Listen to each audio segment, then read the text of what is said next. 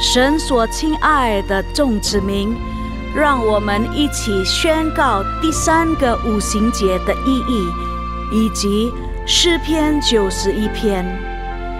第3个五旬节的意义是什么？第一，第3个五旬节是现代圣灵大大浇灌的时期，远超乎当时在亚述撒街所发生的。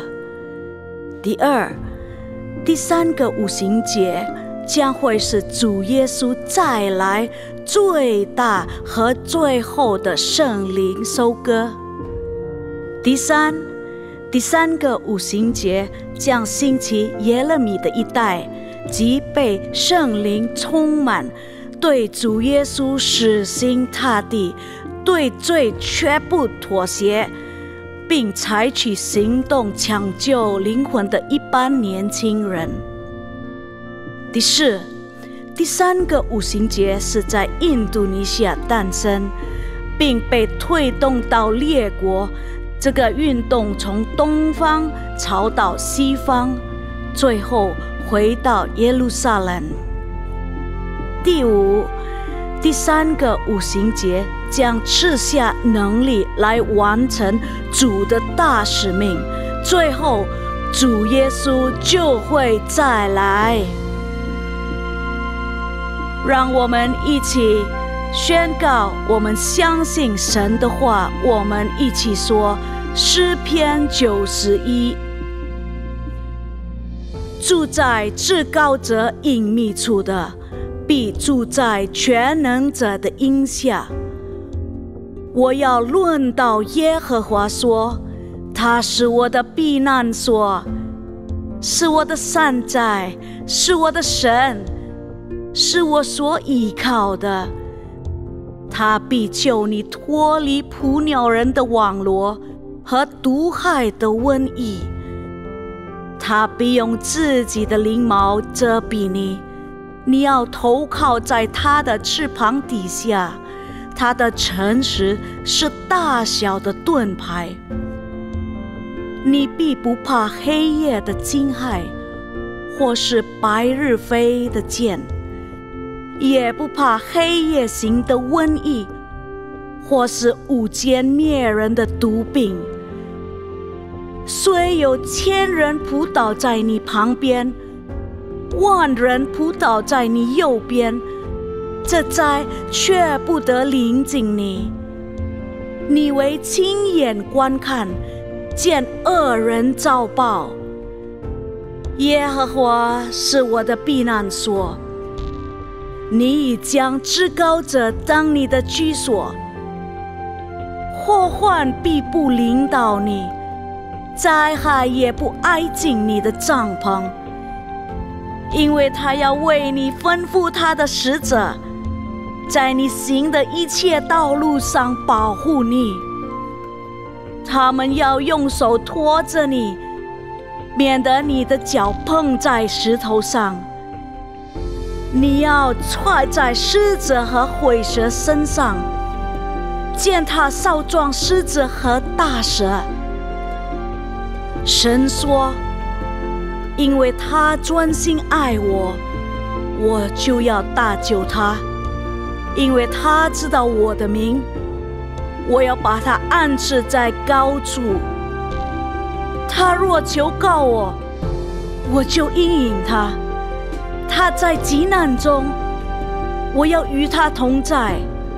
我要搭救他，使他尊贵。我要使他足享长寿，将我的救恩显明给他。哈利路亚，阿们，阿们，阿们。大家平安，平安。大家早上好，哈利路亚。那我们开始之前，我们一起祷告吧。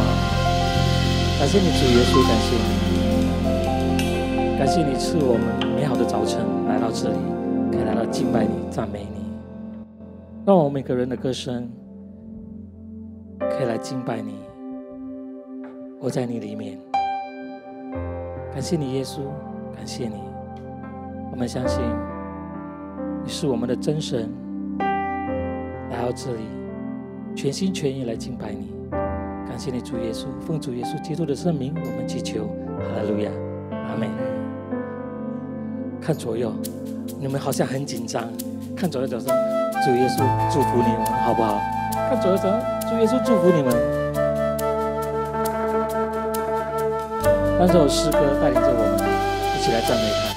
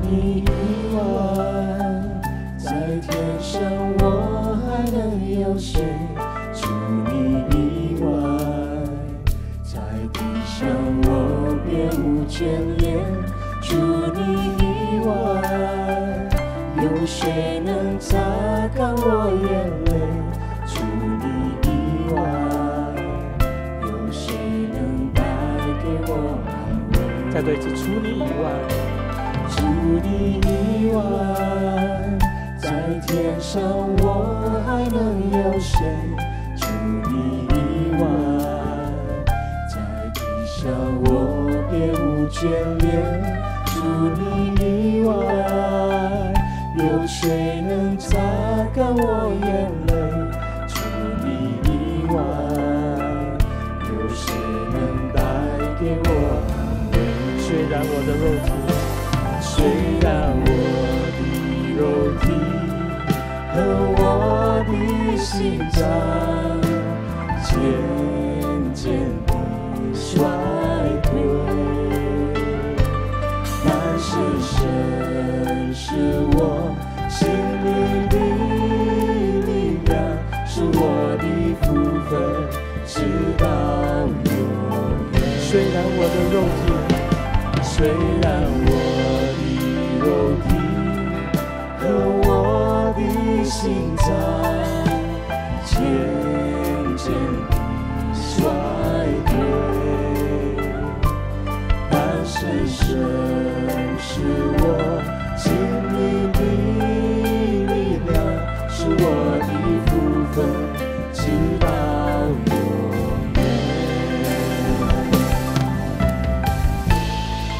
兄弟姐妹们，来跟我们伴唱几次好不好？除你以外，在天上别无人，只有你耶稣。哈利路亚。在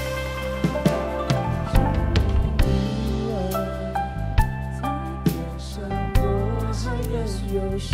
除你以外，在地上我别无眷恋。除你以外，有谁能擦干我眼泪？除你以外，有谁能带给我？再说一次，除你以外，除你以外，在天上我还能有谁？除你以外，在地上我别无牵连。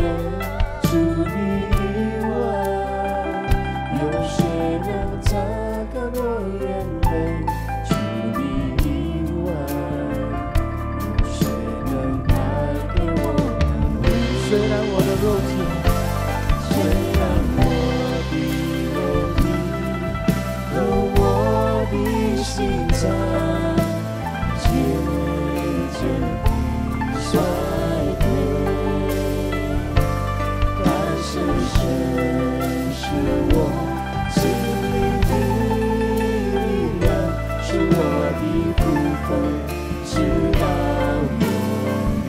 然我的肉体，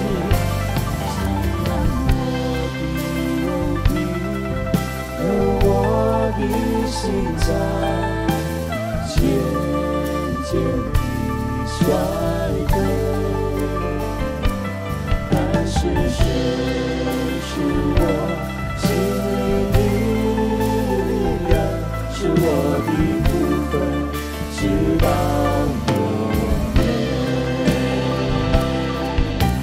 虽然我的肉体，虽然我的肉体和我的心脏渐渐地衰退，但是神是我心里的力量，是我的福分，直到永远。虽然我的肉体，虽然我的肉体和我的心脏渐渐地衰退，但是神是我心里的力量，是我的福分，直到永远，是我的福分，直到永远，是我的福分，直到永远。感谢你，耶稣，你是我的福分。感谢你，敬拜你，耶稣，我敬拜你，耶稣。哦，哈利路亚，我感谢你，我感谢你，耶稣。来，请我们先来赞美主耶稣。我们就说感谢耶稣，感谢你，我感谢你耶稣，你配的敬拜，你配的高举，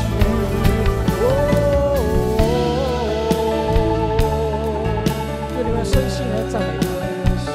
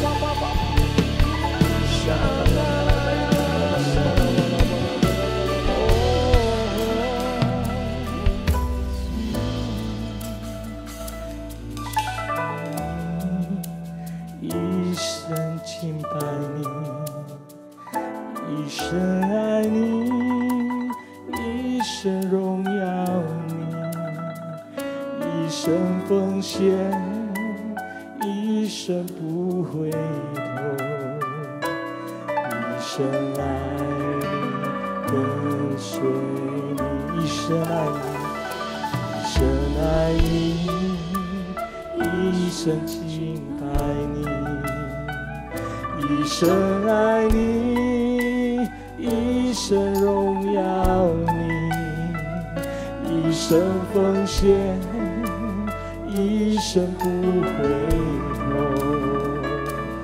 一生爱你，跟随你，一生爱你，一生爱你，感谢你耶稣。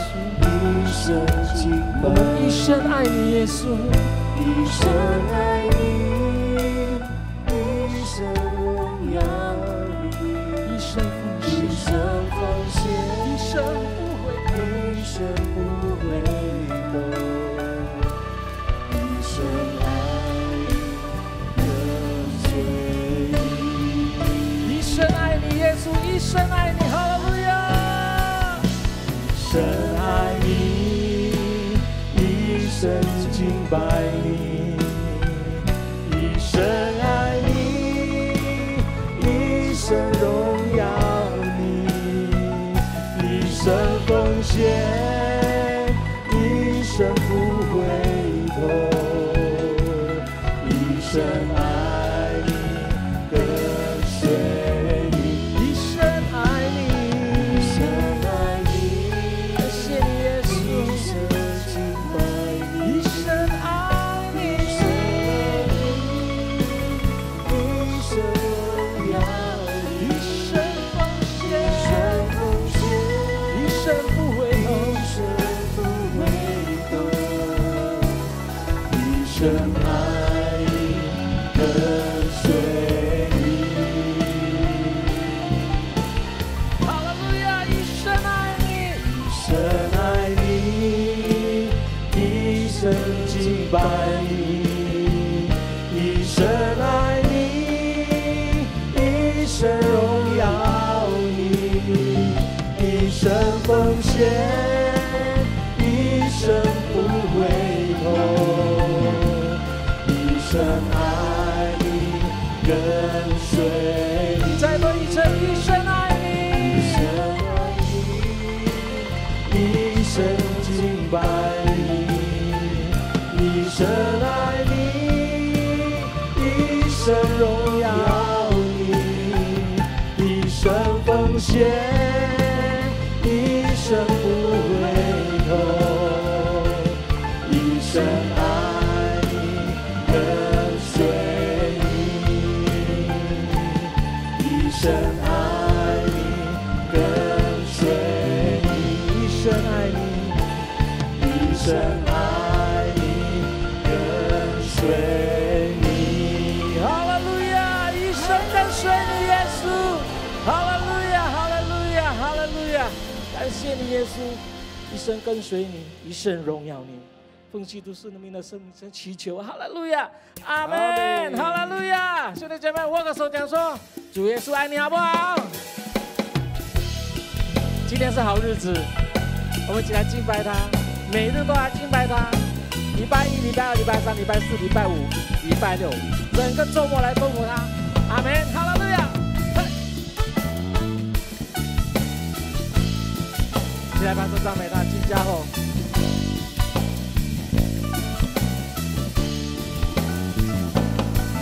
真好，来信耶稣真正好，好不好？好好好，阿门。真正好，来信耶稣真正好。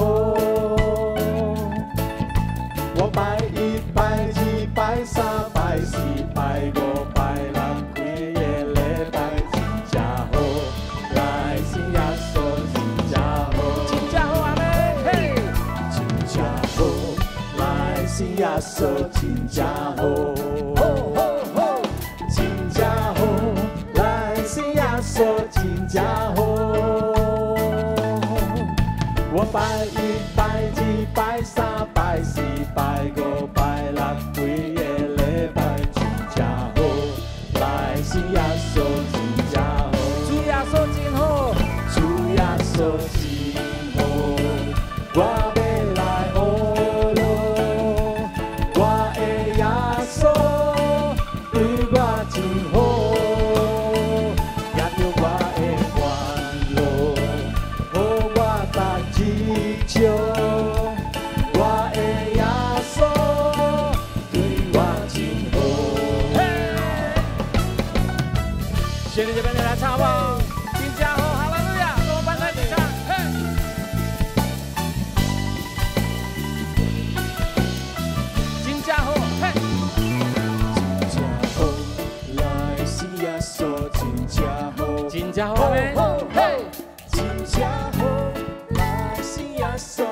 家好。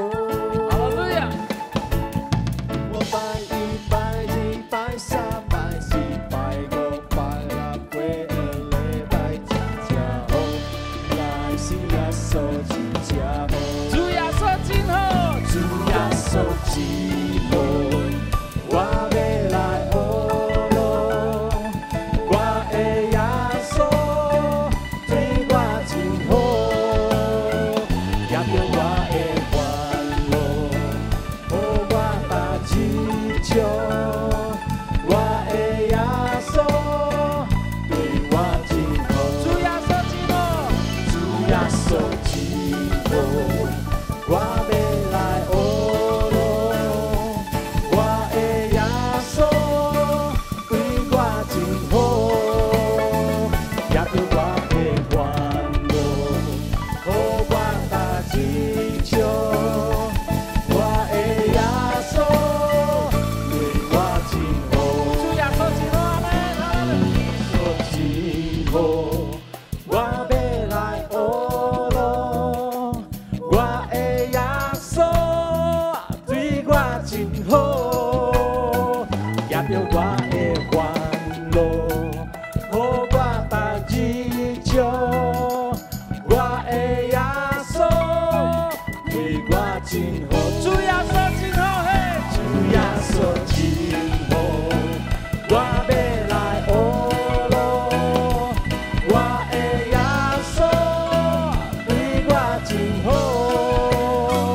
也着我的烦恼，予我把志向，我的耶稣对我真好，我的耶稣，我的耶稣对我真好。再来唱吧，嘿！我的耶稣对我真好，嘿！哈利路亚！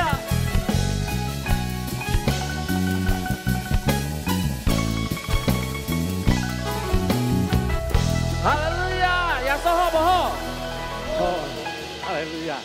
谁还要赞美他？谁还要赞美他？拍手好不好？赞美主耶稣，哈利路亚！嘿！我们要赞美他，嘿！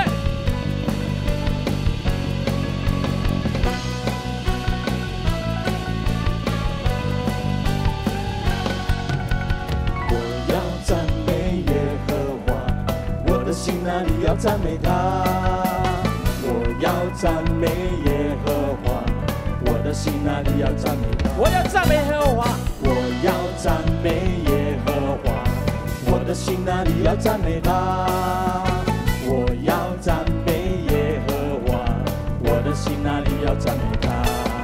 我一生要赞美耶和华，我爱我的时候要歌颂我的神。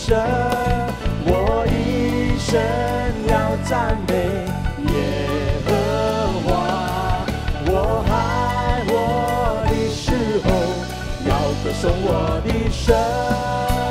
嘿！我要赞美耶和华，嘿嘿！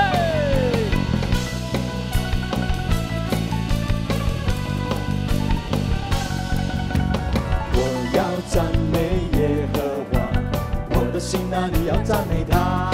嘿，我要赞美耶和华，我的心哪里要赞美他。我要赞美耶和华，我要赞美耶和华，我的心哪里要赞美他。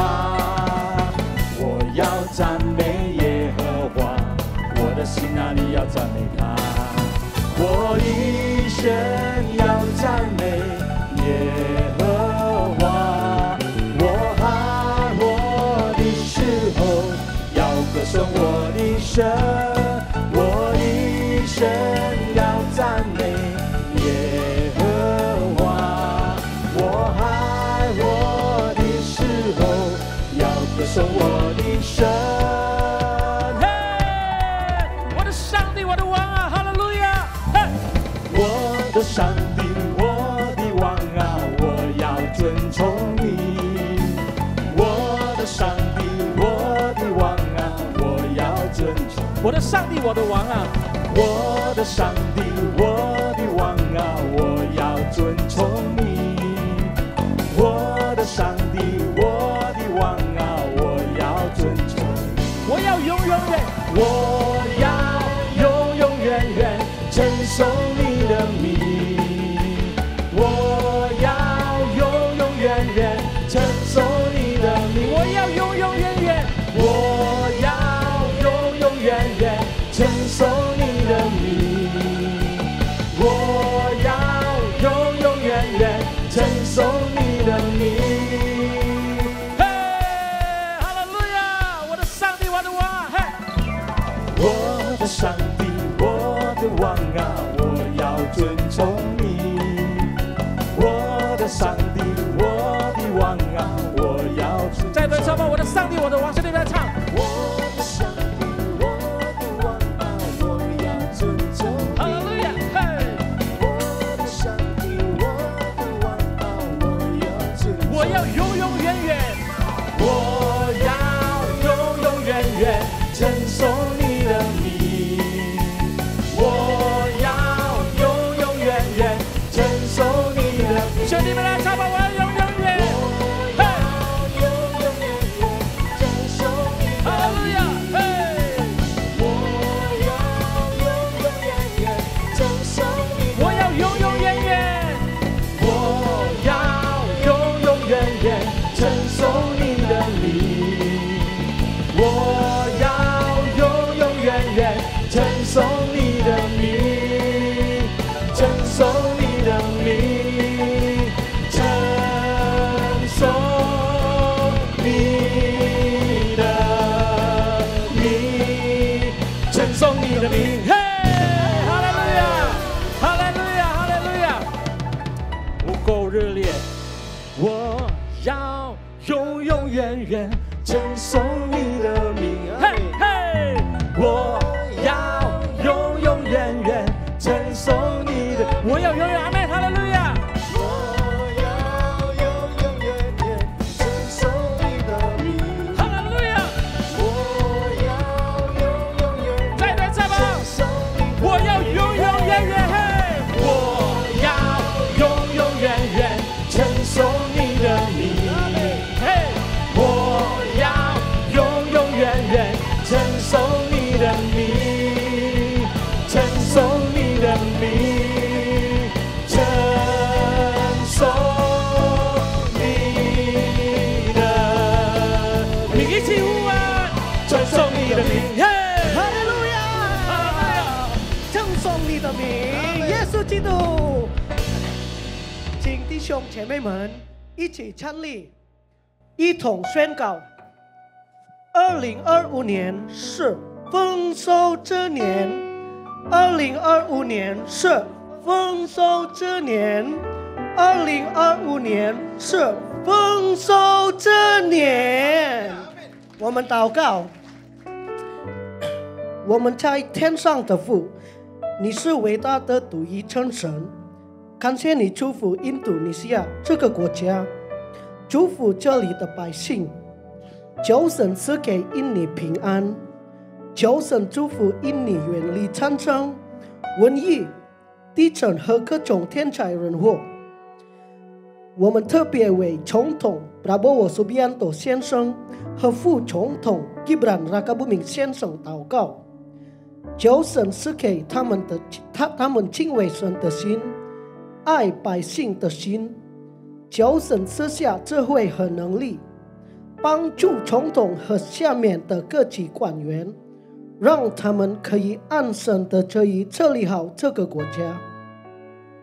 我们把我们教会的主任牧师杨东宝牧师和777的主任牧师许彦哲医生牧师完全的交托在神的手中，求神保守他们的健康和牧养事工，神灵恩膏和帮助他们能传达第三个五旬节的信息给总教会和你所有的百姓，也祝福这2位牧师他们的所有的家人都出入平安，凡事兴盛，大大的蒙福。求神兴起教会年轻的一代，耶利米一代，呼召他们，陶造他们，使用他们，愿圣灵大大浇灌他们，使他们从小就认识神，爱主耶稣，顺服圣灵。感谢神，赞美神，一切荣耀归给我们的主耶稣。哈利路亚！我的祷告是奉靠主耶稣基督的圣名，相信的一起说阿们。感谢主。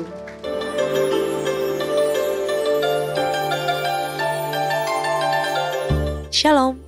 Berikut kami sampaikan beberapa pengumuman. Ibadah Raya Hari Minggu 29 Juni 2025 pukul 9 waktu Indonesia Barat dilayani oleh PDP Daud Salim. Sehubungan dengan libur nasional Tahun Baru Islam, maka diinformasikan sebagai berikut. Doa Fajar, Bible Study, KUL, dan kantor OTP wilayah Timur dan Barat pada hari Jumat dan Sabtu tanggal 27 dan 28 Juni 2025 diliburkan. Dan aktif kembali pada hari Senin 30 Juni 2025. Menara doa 24 jam tetap aktif seperti biasa.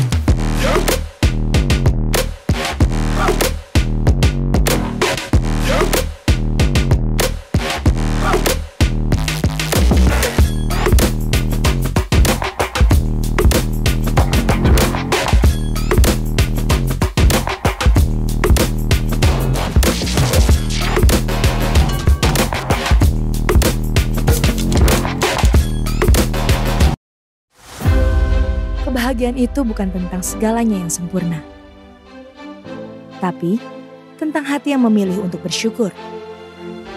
Karena kebahagiaan itu hanya ada di dalam kamu.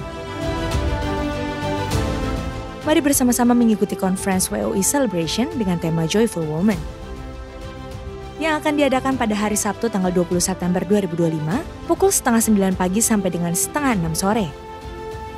Dan akan dilayani oleh beberapa pembicara yang diurapi oleh Tuhan, sehingga kita bisa mengerti arti kebahagiaan yang sesungguhnya dan disertai juga dengan praise and worship. Bertempat di Integrity Convention Center Grand Ballroom lantai 10 Kemayoran, Jakarta Pusat. Segera daftarkan diri Anda dengan men-scan QR Code ini.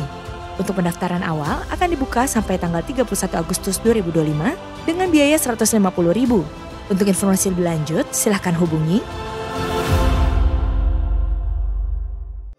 Untuk info lengkap seluruh kegiatan GBPRJ CK7, maka Bapak Ibu dapat follow sosial media GBPRJ baik di Instagram, TikTok maupun Facebook. Sekian pengumuman pada hari ini, terima kasih atas perhatian Bapak Ibu sekalian, Tuhan Yesus memberkati.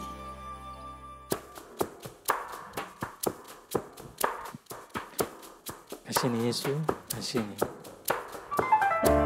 我们要来感谢你，也来赞美你。这首诗歌带领着我们进入神的话语。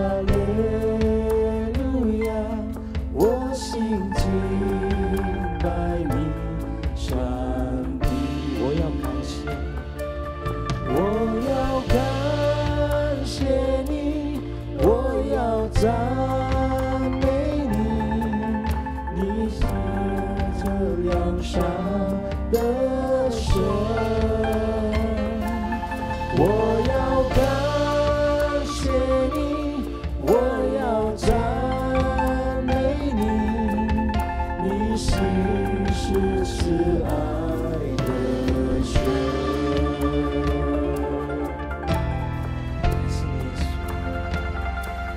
是我们良善的神。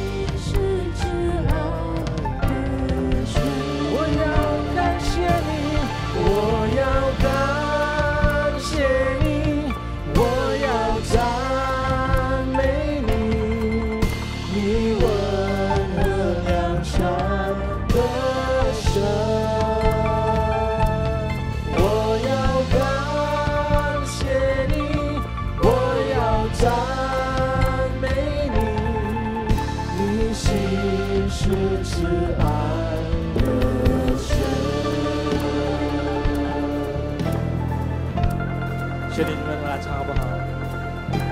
哈利路亚，哈利路亚！让我们每个人的心灵来赞美他。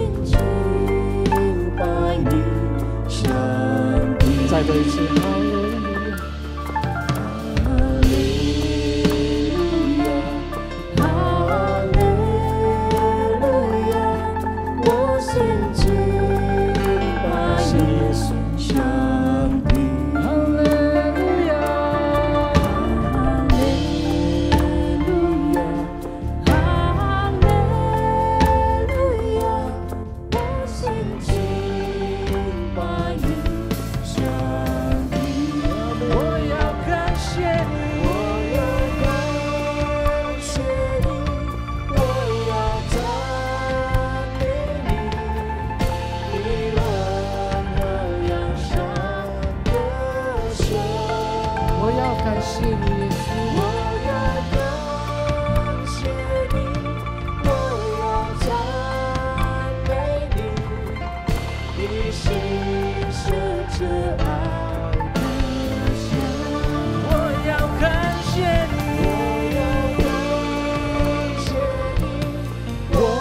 赞美你，你温和良善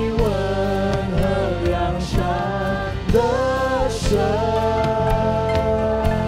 神，我要感谢你，我要赞美你，你心是慈爱的神，我要感谢你，我要感谢你。我要赞美你，你温和良善的神。我要感谢你，我要赞美你，你心是慈爱的神。兄弟们，你们来唱，我要感谢你，我要。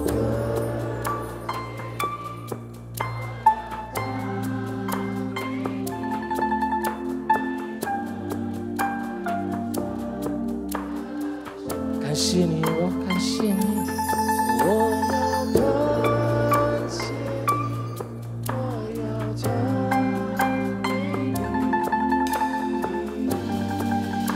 美你，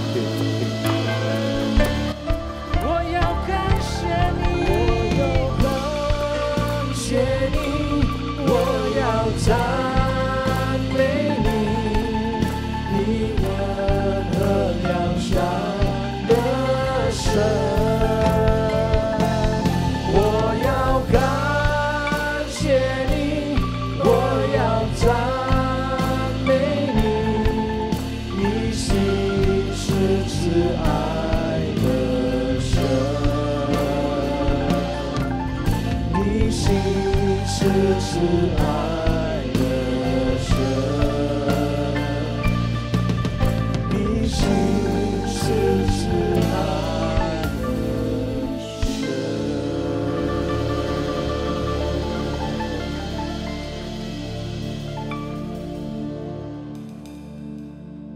Saudara-saudara, mari kita berdoa. 我们一同祷告。 Tuhan Allah Bapa yang bertata di dalam kerajaan surga yang mulia, 我们在天上荣耀做宝座的天父， terima kasih untuk semua kebaikan, anugerah dan rahmat Tuhan dalam hidup kami. 感谢你在我们的生命中，你是如此的美好。 Terima kasih kalau Engkau membangunkan kami hari ini dengan kekuatan dan kesegaran yang baru. 感谢主今天给我们有健康，你扶持我们。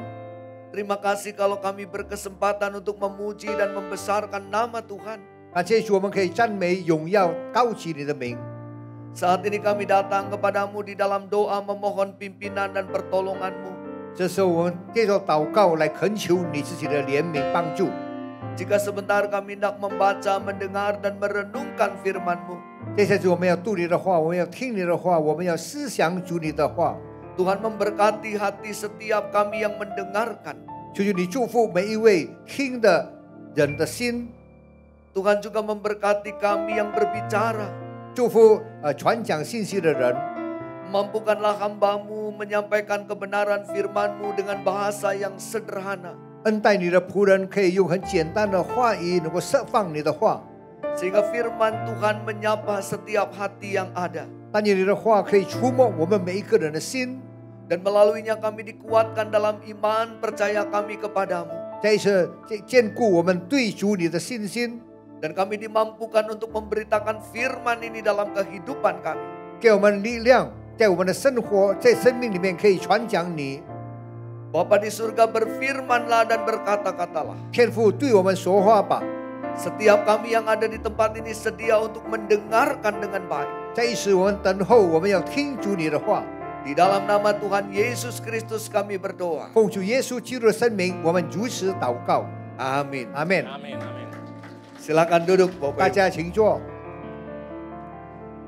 Bapak Ibu Saudara, mari kita membuka bagian dari tulisan Rasul Paulus. 我们翻开一节，就是使徒保罗所记载的 Roma pasal 5 ayat 1 sampai 5. 罗马书第5章第1节到第5节。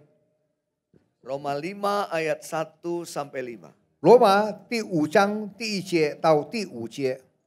Demikian kata firman Tuhan. Sebab itu kita yang dibenarkan karena iman hidup dalam damai sejahtera dengan Allah melalui Tuhan kita Yesus Kristus. 我们既因信称义，就借着我们的主耶稣基督得与神相合。 Melalui Dia kita juga beroleh jalan masuk oleh iman ke dalam anugerah ini. 又借着他因信得进入现在所站的这恩典中，并且欢欢喜喜盼望神的荣耀。 Di dalam anugerah ini kita berdiri dan kita bermegah dalam pengharapan akan menerima kemuliaan Allah. 在主里面，我们可以欢欢喜喜盼望神的荣耀。 Bukan hanya itu saja, kita malah bermegah juga dalam kesengsaraan kita karena kita tahu bahwa kesengsaraan itu menimbulkan ketabahan. 不但如此，就是在患难中也是欢欢喜喜的，因为知道患难生忍耐。 Ketabahan menimbulkan tahan uji dan tahan uji menimbulkan pengharapan. 忍耐生老练，老练生盼望。Pengharapan tidak mengecewakan karena kasih Allah telah dicurahkan ke dalam hati kita oleh Roh Kudus yang telah dikaruniakan kepada kita. 盼望不至于羞愧，因为所赐给我们的圣灵将神的爱浇灌在我们心里。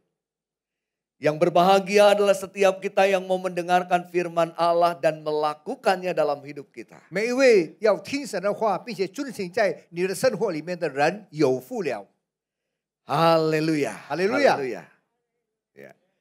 Bapak Ibu Saudara yang dikasihi oleh Tuhan Yesus Kristus, 主所爱的弟兄姐妹们， Rasul Paulus dalam suratnya menyatakan sebuah pernyataan yang sangat luar biasa. 使徒保罗在他的书信里面表彰了很不寻常的交代。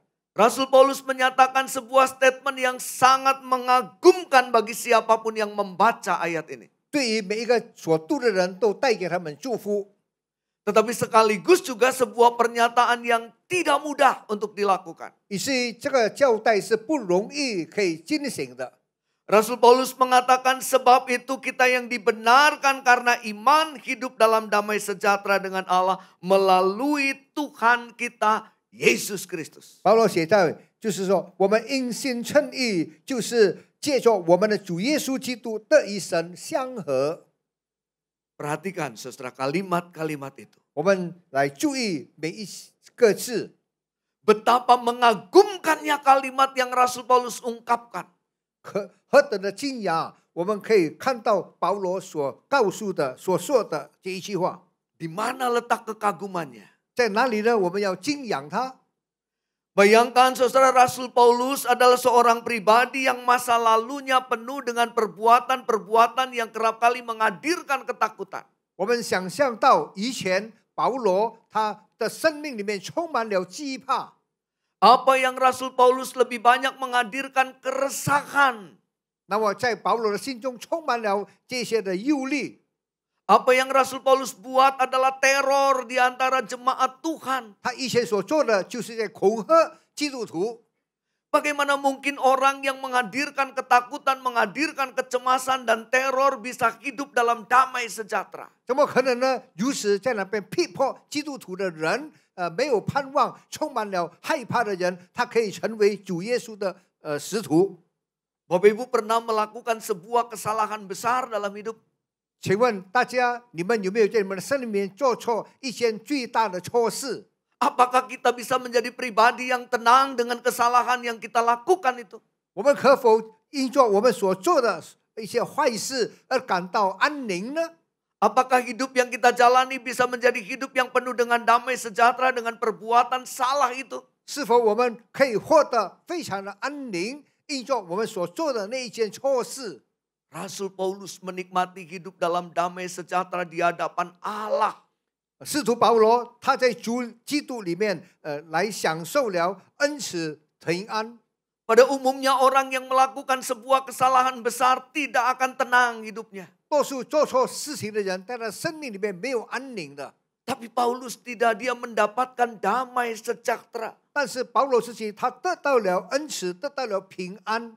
Bukankah ini adalah sesuatu yang mengagumkan? 这岂不是可敬佩的事吗？ Sekali lagi orang yang hidupnya tidak baik pada masa lalunya akan mengalami ketidaktentraman. 在提醒你们，以前做过的一些不好的事情，那么他的生命里面不会有安宁的。 Masa lalu yang tidak baik akan menghadirkan rasa bersalah, kegelisahan yang dalam. 不好的往事使到他的生命里面有焦虑。 Namun Paulus merasakan yang sebaliknya. 但是保罗他过着这个相反的生活。 Kenapa Rasul Paulus bisa mengalami damai sejahtera sekalipun masa lalunya tidak baik? 为什么保罗他虽然是往事做得不好，但是他可以享受安宁，享受平安呢？ Paulus pada masa lalunya adalah orang yang mengejar-ngejar para pengikut Kristus. 以前的保罗他是在那边逼迫追赶基督徒的， Tidak merasa bersalah ketika dia harus mendera, membunuh bahkan para pengikut 当 Kristus. 他要杀一个基督徒的时候，他没有感到他错， Tapi dia mengalami damai sejahtera sekarang ini. 但是他经历了平安喜乐。 Semua itu kata Rasul Paulus karena iman. 这一切所发生的是因为信， Karena iman kepada Tuhan Yesus Kristus. 因为对主耶稣的信心， Perjumpaan Rasul Paulus dengan Yesus mengubahkan dirinya. 使徒保罗跟主耶稣的见面，可以改变他的一生。 Dan imannya kepada Yesus Kristus menghadirkan damai sejahtera dalam hatinya. 借着他对主耶稣的信心，给他心中有平安。 Lalu apa itu iman? 那个平安是什么呢？ Iman adalah relasi. 平安就是一个关系， Iman adalah keterhubungan kita. 就是我们跟某个人有关系。 Keterhubungan kita dengan realitas, dengan sesuatu yang lebih tinggi yang kita percayai. 是的，我们有关系，跟比我们还要崇高的，我们所相信的。 Iman adalah keterhubungan kita dengan Tuhan. 信心是我们跟神的联合， Dan hubungan kita dengan Tuhan yang baik akan menghadirkan damai sejahtera. 我们跟神的很好的关系，可以产生了平安喜乐。 Dan Paulus mengatakan itu adalah anugerah. 保罗讲到那是恩典， Iman yang ada pada kita adalah anugerah yang Tuhan berikan. 我们心中的平安是神赐给我们的恩慈恩典。 Kita beriman kepada Yesus Kristus bukan karena kita melakukan penelitian tentang siapa Yesus dan bagaimana Yesus. 我们信靠，我们相信，有信心对于耶稣，不是说我们研究了到底耶稣是谁， Sehingga kita mengambil pilihan untuk mengikut dia atau menolak dia. 所以我们这是要跟随他呢，还是要拒绝他？ Tetapi iman kita kepada Tuhan Yesus adalah buah dari pengalaman kita. 但是我们对主耶稣的信心，就是我们信耶稣所产生的果子。 Iman kita kepada Yesus Kristus adalah buah dari perjalanan kita. 我们对耶稣的信心，就是我们行程里面的所结的果子。 Dan Paulus mengalami hal itu. 保罗经历到这一切， Karena iman adalah buah dari pengalaman, hasil dari sebuah pengalaman, maka setiap orang beriman akan mengalami banyak pengalaman bersama juga dengan dia. 因为的信心就是在路途当中经历的果子，所以你会享受到跟主耶稣同在一起的时刻。 Karena iman adalah sebuah hasil dari pengalaman, maka setiap orang beriman bisa mengalami jatuh bangun. 因为这个信心就是我们所经历的一切，所以我们的生命里面、生活里面会起落不定。 Beriman juga kita bisa menjumpai jalan yang naik turun. 我们虽然有了信心，但是我们还可以走在这个崎岖不平的道路。 Jalan yang berliku-liku, berkelok-kelok, dan bahkan bisa jatuh terjerembab. 弯曲高低不平的路，甚至我们会跌倒。 Tetapi iman adalah hubungan kita dengan Tuhan. 但是信心是我们跟主耶稣的关系， relasi kita dengan 我 Tuhan. 们对神的关系， Dan itu tidak sepenuhnya mudah dalam menjalaninya. 这个路程不容易。 Bapak Ibu, pernahkah dalam kesungguhan iman kita, kita merasa bahwa Tuhan tampak begitu jauh dari kita? 你曾经有没有经历过？你有信心，但是好像主在遥远的地方，好远好远的地方。 Pernahkah kita merasa saat kita belajar untuk beriman, Tuhan seolah-olah tidak ada bersama dengan kita? 你有没有感觉到，当你有信心的时候，好像根本没有神了？ Pernahkah kita merasa ketika kita gagal dan ketika kita jatuh, Tuhan seolah-olah tidak peduli dengan 你有 kita? 没有感觉到，当你来到神的面前，你跟他恳求、跪下祷告的时候，好像神不睬我们？ Pernahkah kita merasa dalam hidup beriman kita, doa yang kita panjatkan seolah-olah tidak dijawab-jawab oleh Tuhan? 为什么我们的祷告好像主没有听到，不应允我们？ Kemarin baru saja saya memimpin sebuah persekutuan kebaktian di salah satu rumah sakit besar di Jakarta. 昨天我在耶加达的一间很大的医院来带领一个团契聚会， Ada seorang dokter penyakit dalam yang masih muda. 有一个内科医生还是很年轻， Dia orang Kristen yang sungguh. 他是一个真诚的基督徒 Dia memiliki satu orang anak yang lahir secara sehat. 他是生下来都很有信心的， Semuanya normal.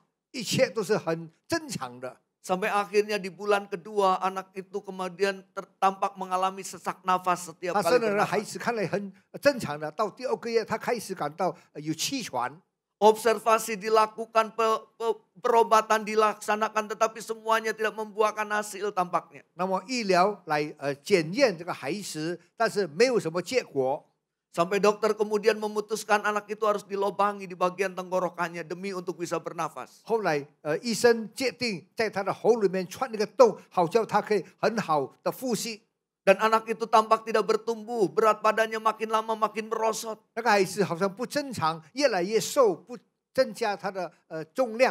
Di tengah-tengah ketakutan dan kegelisahan, dokter beriman ini tiba-tiba apa yang menjadi alat yang ditempelkan di sini terlepas. 在他恐惧、在他害怕的期限里面，这个穿洞的这个管子忽然间脱了， Dan anak itu tampak terkena infeksi. 那么这个孩子他的喉咙管里面发炎了， Harus ada tindakan medis yang lebih besar lagi. 要有一个很大的手术。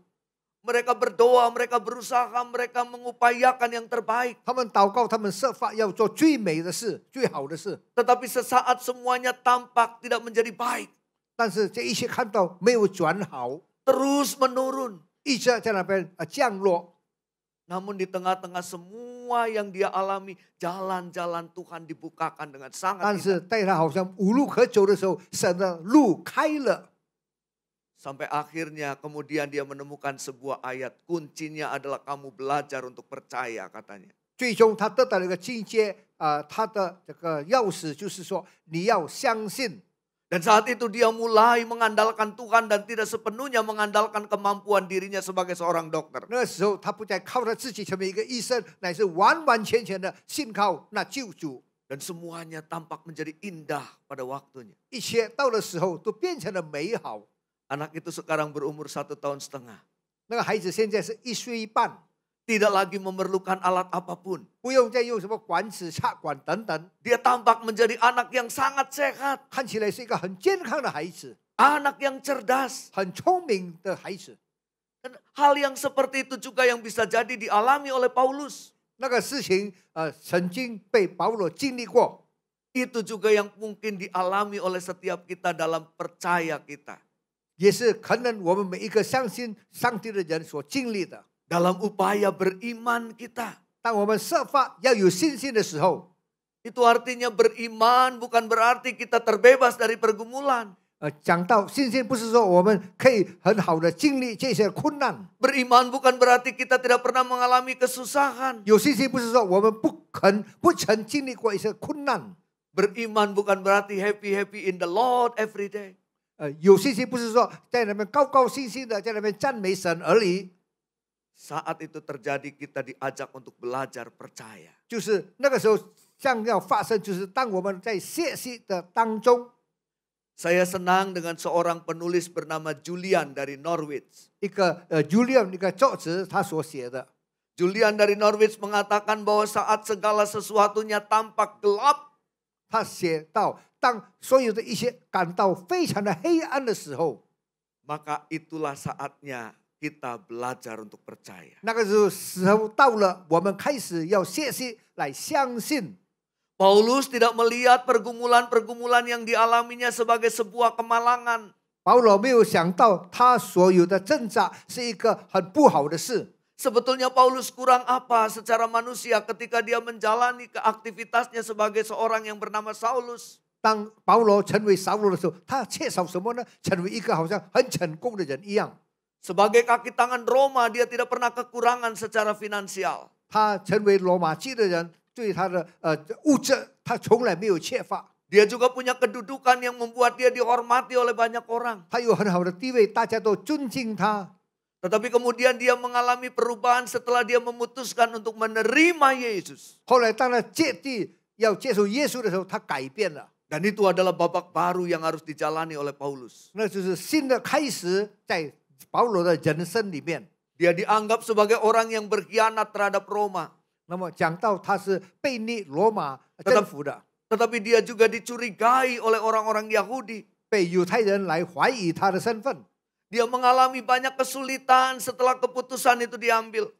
经历一些不好的事、困难的事。当他决定来跟随耶稣的时候， Namun Paulus tidak pernah menyesal dengan keputusannya mengikuti 但是 Yesus. 保罗对他的决定从来不后悔。Dia bahkan mengatakan, aku bermegah. 甚至他说我要因此称义。 Bermegah dalam semua pergumulannya, bermegah dalam pengharapan untuk mendapatkan kemuliaan. 那么在他所有的患难中，他要高级，要荣耀神的名。 Paulus melihat setiap pengalaman dalam hidupnya secara berbeda. 保罗看他的人生用不一样的眼光来看。 Paulus tidak pernah melihat pengalaman-pengalaman berat dan menyusahkan itu sebagai bencana dalam dirinya. 保罗没有看到他所遇到的困难是好像是一个灾祸。 Paulus tidak melihat itu sebagai malapetaka. 保罗没有看到这一些是一个不幸的事。 Paulus juga tidak menganggap semua kesusahan itu sebagai nasib sial. 保罗也没有看到他所经历的患难成为一个他不好的人生。 Karena keputusan iman yang diambilnya. 因为他界定了，他有一个界定的信心。 Tetapi Paulus justru melihat semua pengalaman yang tidak diharapkan itu sebagai bagian dari rencana indah Tuhan dalam dirinya. 那么保罗看到所有的一切都是在神的旨意里面， Semua itu dianggap sebagai cara Tuhan membentuk dirinya. 所有的一切他看到神借着如此来塑造他， Dia bahkan bangga dengan semua yang dialami dalam pengikutannya. 甚至他感到很自豪，因为他跟随了耶稣。 Dia mengatakan kita malah bermegah juga dalam kesengsaraan kita. 他说：“我要在我的困难里面感到惊豪，感到很骄傲。 Karena kita tahu bahwa kesengsaraan itu menimbulkan ketabahan, ketabahan menimbulkan tahan uji, dan tahan uji menimbulkan pengharapan. 因为他讲到忍耐生老练，老练生盼望。 Dan pengharapan tidak pernah mengecewakan karena kasih Allah telah dicurahkan dalam hati kita oleh Roh Kudus yang telah dikaruniakan kepada kita. 在盼望里面，他从来不奢望，因为神所赐的将大大的教管他。 Hari ini kita diajak belajar dari Rasul Paulus. 今天我们被邀请学习使徒保罗。 Ketika kita menjumpai pengalaman-pengalaman yang tidak menyenangkan dalam pengikutan yang kita 当 alami. 我们跟随耶稣的时候，我们经历到一些对我们不称信的事。 Kita bisa memilih menjadi orang yang marah terhadap Tuhan. 我们可以选择我们对神发怒， Atau belajar menerima apa yang Tuhan kerjakan sebagai sebuah pembentukan dalam hidup kita. 或是我们可以接纳神要塑造我们的事。 Tidak semua yang berat itu pada akhirnya akan menjadi tekanan. 没有所有一些很苦的事情成为我们的压力。 Tidak semua yang tidak enak itu akan menjadi pergumulan. 不是说一些不好的事成为我们的挣扎。 Bisa jadi beban yang harus kita tanggung, pergumulan-pergumulan berat yang harus kita junjung itu adalah bagian di dalamnya Tuhan membentuk kita menjadi lebih 反 kuat. 正说我们所背负的困难、患难等等，是神要塑造我们。 Menurut legenda, 有一个传说， Tuhan sekali waktu datang ke tengah-tengah dunia dengan membawa sebuah beban. Tuhan, beban. 神有一天他来到世界上，带了一个很大的这个担子。 Lalu kemudian Tuhan mau meletakkan beban itu kepada tiap makhluk yang ada di dunia ini. 他要把这个担子放到世上所有的生物。 Tuhan pertama-tama datang kepada binatang-binatang yang besar. 他开始找到很大很大的动物。 Karena Tuhan berpikir bahwa mereka akan mau menanggung beban itu dengan kemampuan dan kekuatan 因 diri. 为我们的主，他想到这么大的动物，他要承受背起这个担子， Tapi binatang-binatang besar itu menolak. 但是这些大的动物，他拒绝了。 Sampai akhirnya keluarga burung datang kepada Tuhan dan menawarkan diri. 那么有一天，有一个动物来推荐他自己， Tapi mereka mengatakan, bolehkah beban itu dibagi menjadi beban yang lebih kecil dan letakkan di atas punggung 可 kami. 以不可以把这个担子分开来，弄小一点，放在我的肩膀上？ Dan menurut cerita itu, burung pada waktu itu tidak bisa terbang. 讲到那个时候呢，鸟会飞， Mereka berjalan seperti makhluk lain berjalan. 它们像别的动物一样来这边走。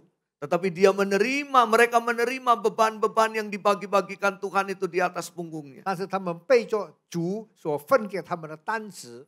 Dan dalam kepasrahan lama-lama beban-beban itu berubah menjadi sayap. 那么久而久之，那个担子变成了翅膀， Dan mulai saat itu burung katanya bisa terbang. 从那开始，这个鸟就会飞了。 Bapak Ibu Saudara yang dikasihi oleh Tuhan Yesus 主 Kristus. 所爱的弟兄姐妹们， Dalam hidup beriman yang kita jalani. 在我们所经历的信心的路程当中， Kita tidak pernah bisa memilih pengalaman mana yang cuma mau kita ambil. 我们都不可能，我们要选择那一条道路是我们要走的。 Menjadi orang Kristen bukan berarti steril terhadap pergumulan. 成为一个基督徒，不是说我们免了所有的挣扎， Salah kalau kita berpikir seperti itu. 就是我们有些想法是错的。 Tetapi di dalam kelemahan Tuhan mampu menguatkan kita. 但是在交托仰望，神会给我们刚强，会坚固我们。 Oleh karena itu marilah kita belajar untuk mengatakan terima kasih Tuhan untuk setiap pengalaman yang Tuhan berikan. 我们开始来学习对神说：“主啊，你给我们的一切，我们向你感恩感谢。” Dan mari kita juga tetap yakin dan percaya bahwa susah ataupun senang Dia tetap Tuhan kita. 我们肯定，无论是喜，无论是忧，他就是我们的主，我们的神。 Sukses ataupun gagal Dia tetap Allah kita. 成功失败，他始终就是我们的上帝。 Dan iman kita terus bertumbuh lewat setiap pengalaman yang terjadi itu.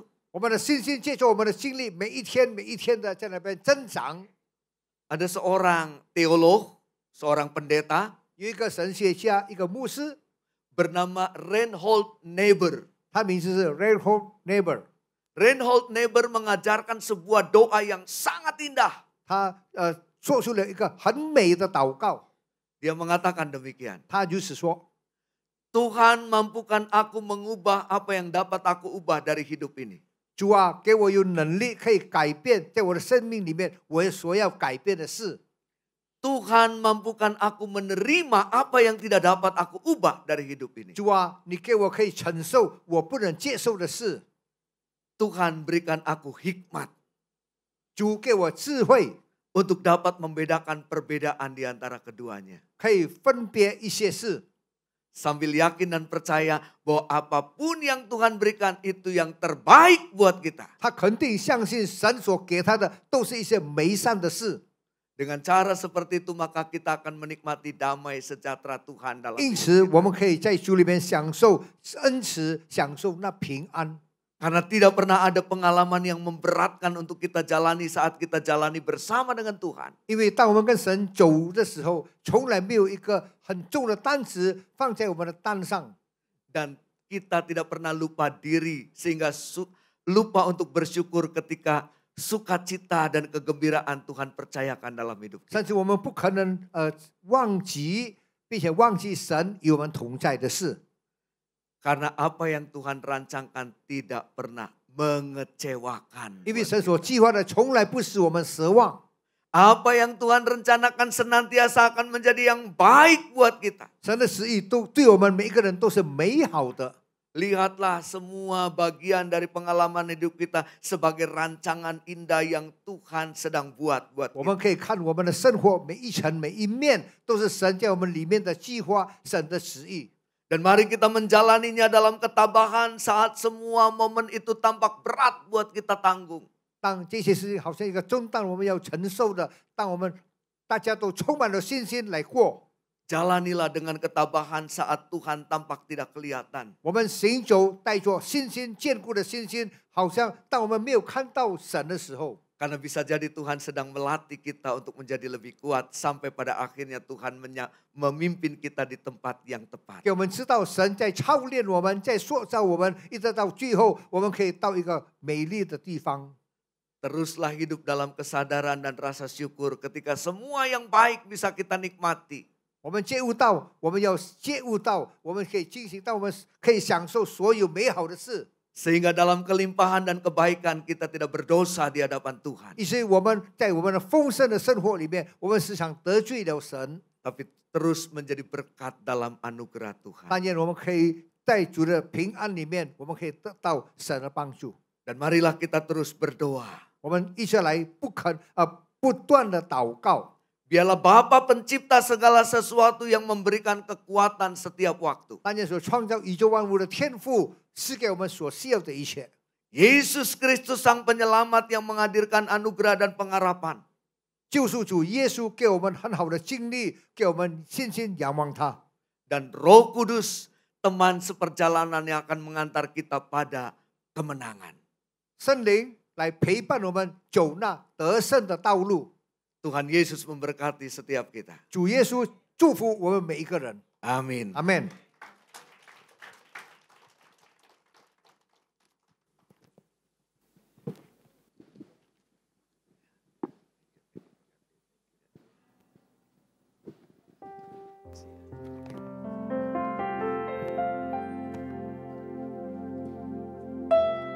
感谢主，感谢牧师为我们讲道。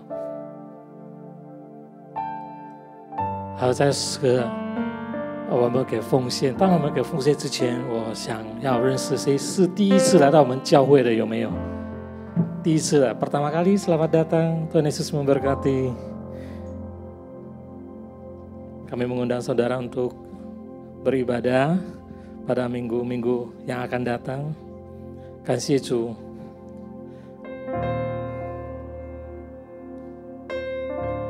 好的，在这个时候我们给奉献，谁要信奉的可以举手一下，让我们的同工拿到你们面前。Saudara membutuhkan amplop untuk persembahan, saudara bisa lambaikan tangan saudara. Masih ada yang membutuhkannya? Ada? Jikalau sudah dipersiapkan, ya.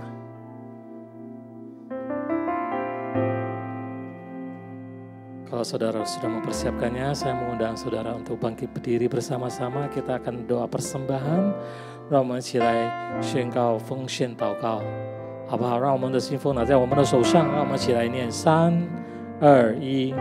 天父，因为神而来的祝福，我们献上感恩。我们把奉献带到神面前，代表感恩。我们相信最好的健康、家庭、事业、工作、学业也是我的。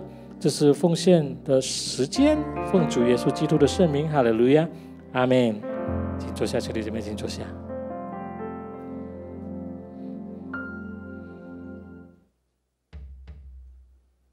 Mari Bapak Ibu, saya jemput bangkit berdiri, kita berdoa untuk hambanya.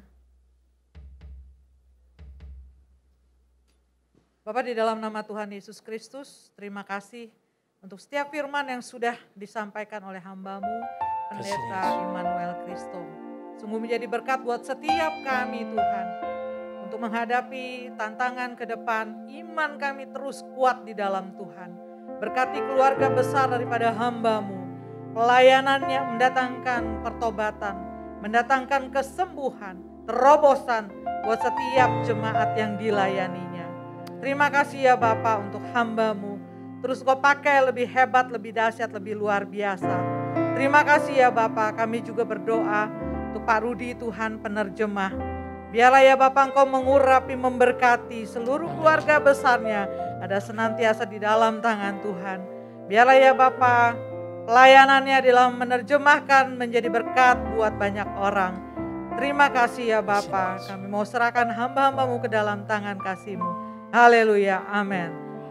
Bapak Ibu, bagi yang membutuhkan doa-doa, boleh ke counter doa di depan.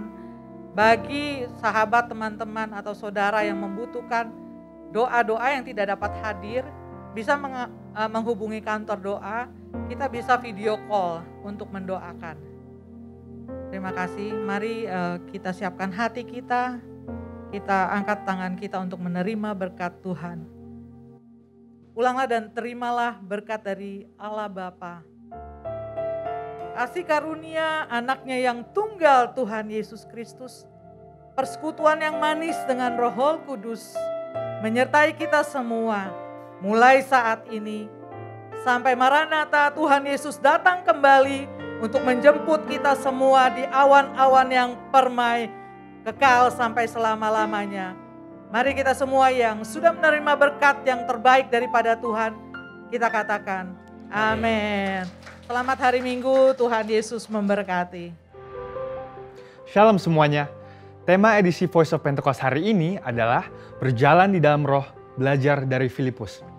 Kita akan melihat contoh dan ciri-ciri orang yang hidup di dalam roh dari kehidupan Filipus yang mengalami pertumbuhan rohani oleh karena ketaatan dan kesetiaannya dalam mengikuti firman serta tuntunan Roh Kudus. Ciri pertama orang yang hidup di dalam roh adalah mereka penuh dengan hikmat. Filipus adalah salah seorang diaken yang diangkat untuk pelayanan meja. Salah satu syarat yang dibutuhkan untuk posisi tersebut adalah kepenuhan Roh Kudus, yang artinya Filipus hidup dalam kepenuhan roh pada saat itu. Hal ini penting bagi orang percaya karena orang yang dipenuhi Roh Kudus akan menjadi orang yang efektif dalam pelayanan sesuai dengan kebutuhan yang ada. Ketika hikmat diperlukan, maka Roh Kudus akan mengaruniakan. Ketika keberanian diperlukan, hal itu pun akan disediakan. Ketika kuasa kesembuhan atau mengusir roh jahat diperlukan, maka kuasa itu juga akan dinyatakan. Ketika kita penuh dengan hikmat, Roh Kudus akan menuntun dan membimbing kita sehingga apapun yang kita perbuat akan dibuatnya berhasil dan sesuai dengan rencananya. Ciri kedua orang yang hidup di dalam roh adalah mereka memberitakan Injil dengan kuasa.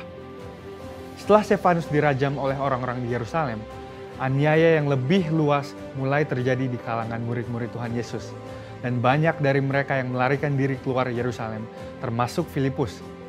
Kisah para Rasul 8 ayat 5 menceritakan bagaimana Filipus pergi ke suatu kota di Samaria untuk memberitakan Injil di sana. Saya percaya karena Filipus bergaul karib dengan Tuhan, dia terus merasakan dorongan dari Roh Kudus untuk memberitakan keselamatan bagi orang lain di setiap kesempatan yang ada. Hal tersebut merupakan karya Roh Kudus dalam hati orang percaya. Singkat cerita, orang-orang di Samaria percaya kepada berita yang disampaikan oleh Filipus. Mereka membuka hati dan Roh Kudus pun bekerja dan menjamah setiap orang yang mendengar hingga hati mereka berbalik kepada Tuhan. Dalam pemberitaan Injil itu juga terjadi manifestasi kuasa Allah dengan kesembuhan dan kelepasan yang luar biasa. Banyak orang dilepaskan dari roh-roh jahat dan disembuhkan, termasuk yang lumpuh dan timpang. Kuasa Roh Kudus dinyatakan secara luar biasa. Hal ini menggenapi apa yang Tuhan Yesus katakan bahwa tanda-tanda heran dan mujizat akan terjadi di dalam pelayanan murid-murid Tuhan Yesus. Melalui kejadian ini, kita bisa melihat bahwa Filipus yang bergaul intim dengan Tuhan dipakai menjadi alat Tuhan yang efektif dalam membawa Injil keselamatan. Kuasa Tuhan sungguh dinyatakan bagi orang-orang yang bergaul intim dengan Roh Kudus. Ciri ketiga orang yang hidup di dalam roh adalah mereka mentaati Tuhan dengan segenap hati. Suatu hari ketika Filipus sedang di tengah pelayanan yang terus berkembang di Samaria, Tuhan mengutus satu malaikat untuk membawa pesan untuk dia. Kisah para Rasul 8 ayat 26 berkata, "Kemudian berkatalah seorang malaikat Tuhan kepada Filipus. Katanya, bangunlah dan berangkatlah ke sebelah selatan, menurut jalan yang turun dari Yerusalem ke Gaza. Jalan itu jalan yang sunyi." Dibutuhkan ketaatan yang besar untuk melakukan perintah Tuhan dengan kondisi seperti Filipus pada waktu itu. Filipus bisa saja berpikir bahwa pelayanannya masih sangat dibutuhkan di Samaria, atau belum ada orang lain yang bisa menggantikannya untuk melayani di sana.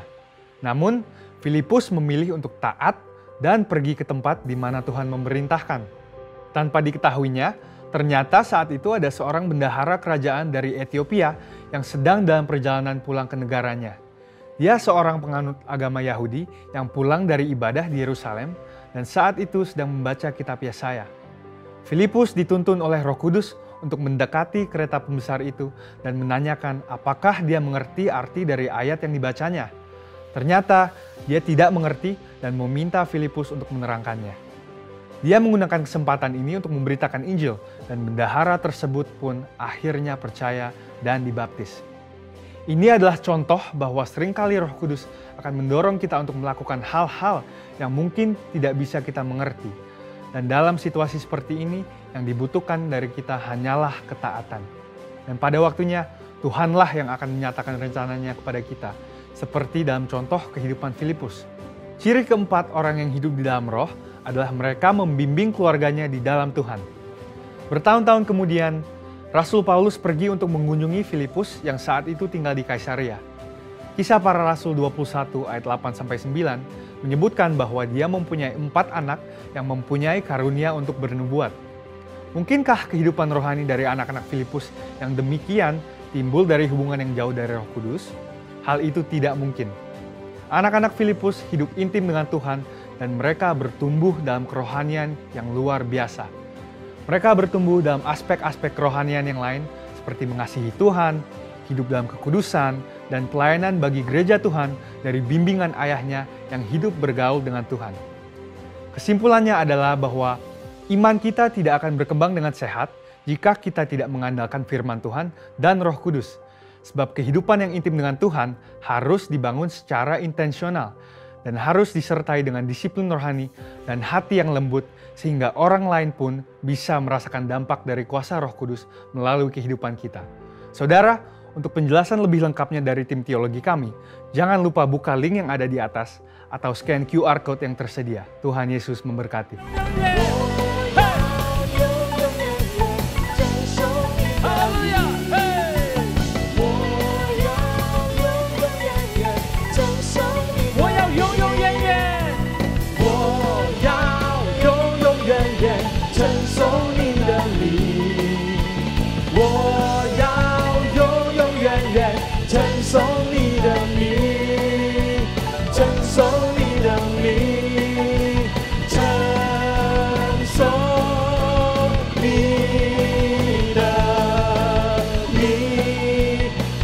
你的名。